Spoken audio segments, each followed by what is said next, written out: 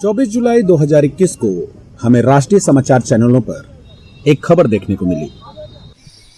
बृहस्पति सिंह जी, आपने कहा कि टीएस सिंहदेव स्वास्थ्य मंत्री के निर्देश पर उनके परिवार के लोगों ने आपके ऊपर जानलेवा हमला किया, ये सच है?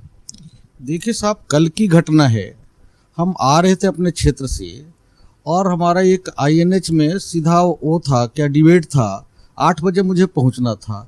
जब अंबिकापुर पहुंचने लगे, हमने आगे बढ़ा और हमारे पीएसओ लोग भी सारे लोग पीछे से आ रहे थे। उसी बीच में टीएस सिंहदेव के साहब के परिवार के हैं, धौरपुर राजा के लड़के हैं, और उसने अचानक वो साइड लेने से नाराज हुआ या पहले से प्लानिंग थी, जैसा भी रहा हो, क्योंकि हम लोग को जानना पहचान तर क्या बात, किस बात का सलाम और किस बात का विवाद। और हम लोग जो आगे बढ़ते हैं, जिस इनोवा गाड़ी में बैठते थे, वो हम आगे गाड़ी बदल के सुरक्षा कारणों से हमको गाड़ी बदल दे दिया करते हैं। ये तो आपने बताया है पूरे घटनाक्रम को, हम लोगों के पास आपका रात का रिएक्शन आया है। मेरा एक सीधा सवाल आपसे ये है कि क्या स्वास्थ्य मंत्री के निर्देश पर आप पर जानलेवा हमला हुआ? भाई, अगर टीएस सिंह बाबा के बारे में या भूपेश बघेल के बारे में पिछले महीना 15-16 तारीख, 15 तारीख मुझे याद है, ये काफी आपके समाचारों में चल रहा था कि आपने कहा था 25 साल तक रहेंगे, बहुत अच्छा काम कर रहे हैं। मैं फिर आपसे कहूंगा, क्या टीएस सिंहदेव के निर्देश पर आपके ऊपर अटैक हुआ? अगर टीएस सिंहदेव के निर्देश पे नहीं होता तो उनके परिवार के लोग मेरे ऊपर हमला क्यों करते? बाद में इस आरोप पर कैबिनेट मंत्री श्री टीएस सिंहदेव का यह बयान सुनने को मिला। और क्या कुछ कहा टीएस सिंहदेव ने, जरा आपको भी सुनवा देते हैं कि इस तरीके के आरोपों को कैसे देखते हैं आप? कोई भी बात होती है, कहीं भी किसी के माध्यम से अगर बात आती है तो कोई भावना होगी, कोई सोच होगी। इसमें चर्चा करके मुझे अगर लगता है कि ये ठीक नहीं है तो मैं उनसे बात कर सकता हूं। उनको लगता है कोई चीज है, वो चाहे मेरे से बात कर सकते हैं, और हर चीज बातचीत के माध्यम से ऐसी कोई बात मन में हो भी तो दूर की। अब विधानसभा सत्र चल रहा है, इस पर हंगामा होना वाजिब था, तो हंगामा हुआ। टीएस सिंहदेव सदन छोड़कर चले गए कि जब तक मुझ पर लगे आरोपों पर शासन की कोई स्टेटमेंट नहीं आती है, मैं वापस नहीं आऊंगा। अब कांग्रेस पार्टी की ओर से विधायक बृहस्पति सिंह पर अनुशासन का डंडा चला और उन्होंने अपने आरोप जो उन्होंने टीएस सिंहदेव पर लगाए थे उसे वापस ले लिया। मामला शांत हो गया, लेकिन जरा ठहरे। देश का कानून और संविधान कोई खिलवाड़ नहीं है कि कोई अपने निजी हितों के लिए हत्या जैसे गंभीर आरोप एक कैबिनेट स्तर के मंत्री पर लगाए, फिर पुनः पार्टी में अपने हितों की रक्षा के लिए मुकर जाए। वहीं दूसरी तरफ सदन से बाहर जाने का ड्रामा और प्रायोजित अपना प्रचार करवाकर इमेज बिल्डिंग करना और वापस तुरंत मान जाना।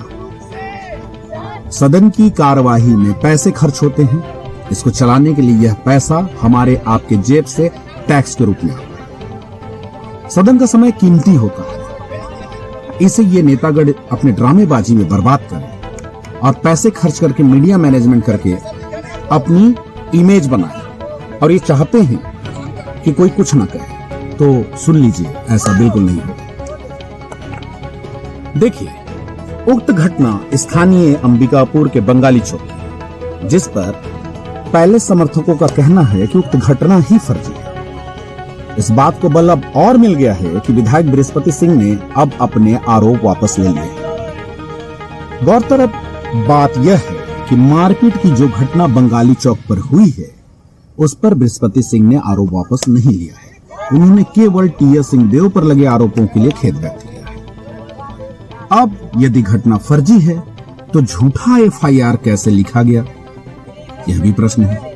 यदि एफआईआर सही है तो बृहस्पति सिंह ने जो आरोप लगाए हैं कि सामंतशाही और गुंडागर्दी का, उस आरोप में भी दम होगा।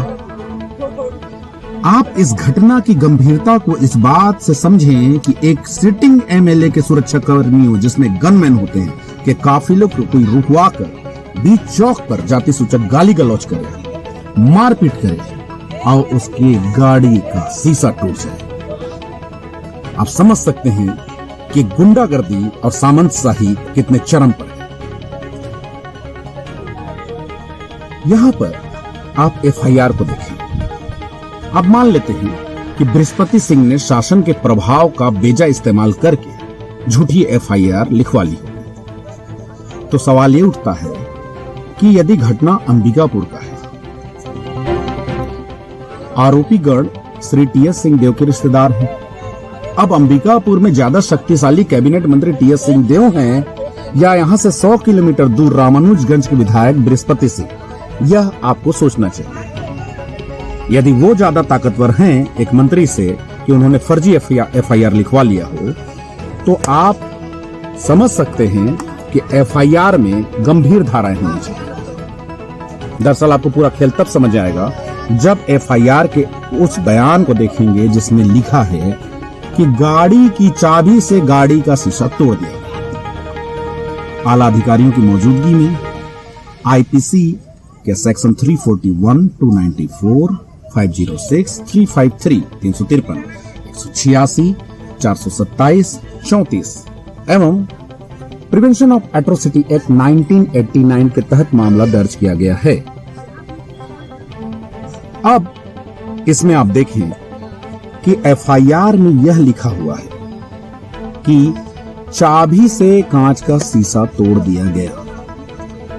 ये अत्यंत हास्यास्पद बात है। किसी भी कार का जो विंड स्क्रीन होता है उसे जब तक आप 9,500 पाउंड पर स्क्वायर इंच का प्रेशर ना दें तब तक वो क्रैक नहीं हो सकता, टूट नहीं सकता। तो इसे क्या हम माने कि हथियार की गैर मौजूदगी दिखा करके जानबूझकर के केस को कमजोर किया गया है ताकि जमानत आसानी से मिल जाए।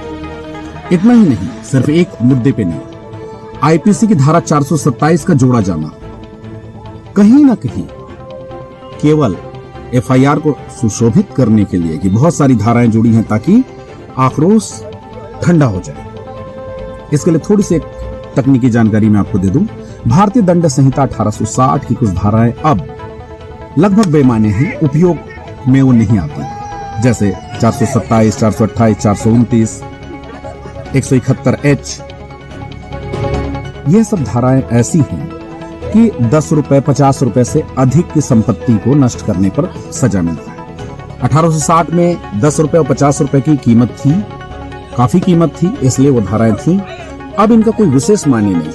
तो इस घटना में 427 आईपीसी को जोड़ा जाना अपने आप में संदेह उत्पन्न करता है। अक्सर आरोप लगते हैं कि श्री टीएस सिंहदेव गुंडागर्दी को बढ़ावा देते हैं, उनके समर्थक गुंडागर्दी करते हैं, परंतु उनके व्यवहार को देख करके कोई भी ऐसा नहीं मानेगा। उनके करीबी रहे लोग जो अब विरोधी हैं वो बताते हैं कि ऐसा इसलिए होता है कि टीएस बाबा बेशक सार्वजनिक जो व्यवहार है उसमें कोई कमी नहीं छोड़ते और सार्वजनिक रूप से यदि एसपी को फोन लगाकर या थाने फोन लगाए तो वो निष्पक्ष कार्रवाई की ही बात करते हैं कि कार्रवाई निष्पक्ष होनी चाहिए, परंतु इतना कह के वो शांत हो जाते हैं और अब उनके जो आरोपी गण हैं अपराध को छिपाने में जो मन लगे वो कर सकते हैं और इस तरीके से वो बचाते हैं। देखिए, कानून में कोई कृत्य करना और कृत्य नहीं करना दोनों अपराध की श्रेणी में आता है। सिचुएशन के ऊपर है, घटना के ऊपर है। एक छोटा सा उदाहरण देना चाहूंगा। पड़ोस में किसी व्यक्ति से किसी की वैमनस्यता हो, अब उस पड़ोसी व्यक्ति का बच्चा टब का पानी में बैठ के नहा रहा हो, अचानक गलती से वो नल खोल दिया। अब वो बच्चा इतना सक्षम नहीं है, इतना छोटा है कि टब से बाहर निकल पाएगा, पानी भरेगा और वो डूब के मर जाएगा। यदि वो बच्चा मर जाता है तो ये जो व्यक्ति चुपचाप खामोश खड़ा होकर के देख रहा था, ये अदालत में ये नहीं कह सकता कि मैंने तो कुछ किया नहीं, ना मैंने बच्चे को टब में डाला, ना मैंने नल खोला, ना मैंने उसे डुबाया, तो मुझे माफ कर दिया जाए। तो बिल्कुल माफ नहीं किया जाएगा। इन्होंने कोई कार्य नहीं किया, बल्कि ओमिशन इन्हें बचाना चाहिए, ओमिशन ऑफ एक्ट किया। ठीक इसी प्रकार हमारे कैबिनेट मंत्री चुप रहते हैं, खामोश रहते हैं और घटनाओं पर जब इनके करीबी लोग गुंडागर्दी करते हैं तो कुछ भी नहीं कहते। उक्त घटना पर मैंने खुद भी पोस्ट डाला।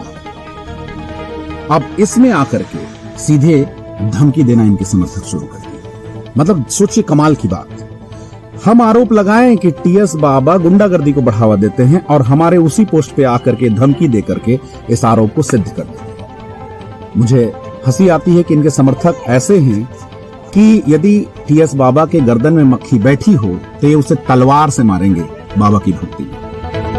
टीएस बाबा को सोचना चाहिए, हमारी आपसे कोई व्यक्तिगत दुराग्रह नहीं है, हम चाहते हैं कि आपको मौका मिला है, आप सरगुजा के लिए कुछ करें, अस्पताल की व्यवस्था सुधारें और जो भी मंत्रालय आपके पास मिला हुआ है आप उसमें अच्छा काम करें। यकीन करिए हम आपकी तारीफ भी करेंगे। जय हिंद।